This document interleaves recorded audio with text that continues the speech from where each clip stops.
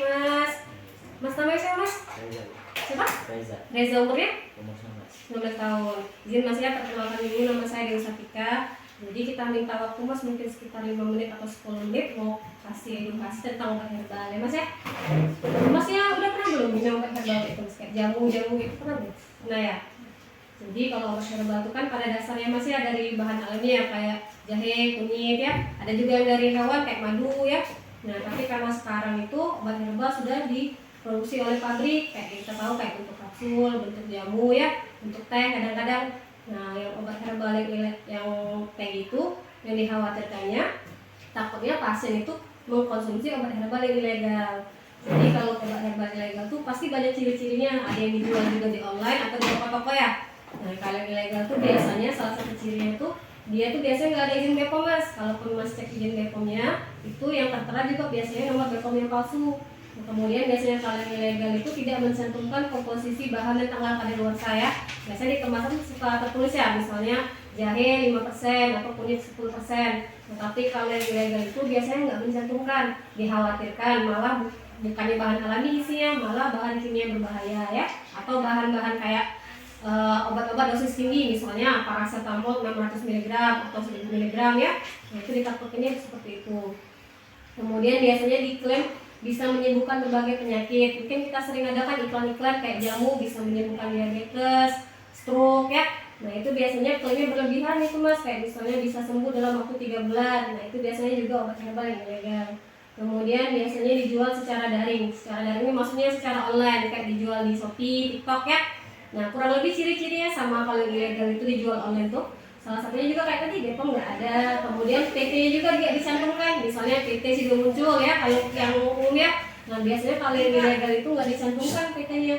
Kemudian biasanya tidak ada nama produsen yang jelas kayak tadi PT maksudnya. Kemudian bentuk, warna dan rasa yang mencurigakan.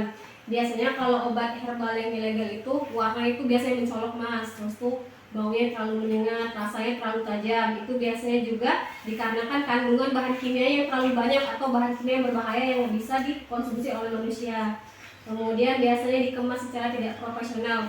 Biasanya kayak cuman kantong plastik bening itu atau botol-botol kecil tanpa label, itu biasanya juga ilegal.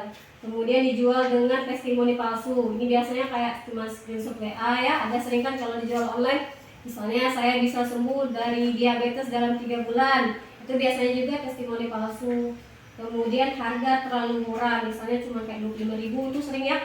Kadang dijual di toko-toko cuma harga 50.000, 25.000. Itu juga biasanya ilegal. Nah, obat herbal ilegal itu yang dikhawatirkan dikonsumsi itu efek sampingnya Mas. Apalagi kalau dikonsumsi jangka panjang ya. Biasanya dia yang secara umumnya sering menyebabkan kerusakan hati dan ginjal. Mungkin Mas sering lihat kalau di masyarakat tuh ada yang orang kakinya bengkak atau badannya kuning. Nah itu biasanya efek dari obat herbal yang pemakaian jangka panjang yang sudah merusak hati sama ginjal. Nah kemudian juga ada juga gangguan pencernaan, terus juga timbul alergi berat, bisa juga tuh timbul sesak napas ya atau lebam-lebam di badannya, itu biasanya juga reaksi obat.